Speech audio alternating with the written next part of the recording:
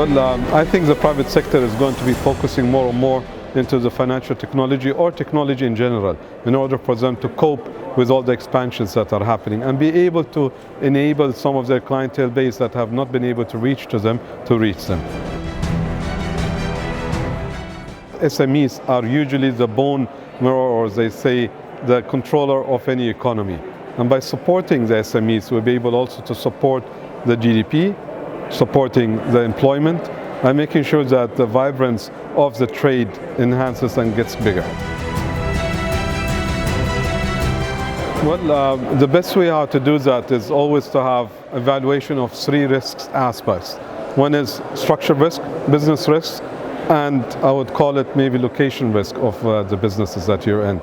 So the financial risk also is an important aspect that you need to evaluate throughout.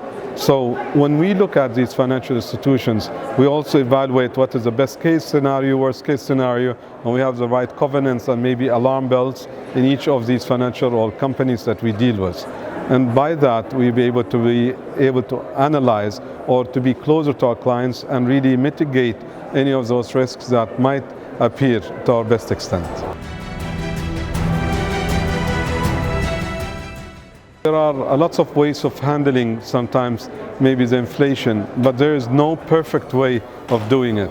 So the best way of doing that is to be in a relationship with these SMEs during good times and bad times, and really hold hands. And as long as you have a client that is of good credit and good character, good credit character, then those are the companies that should actually be further supported during these difficult times and challenges that we experience.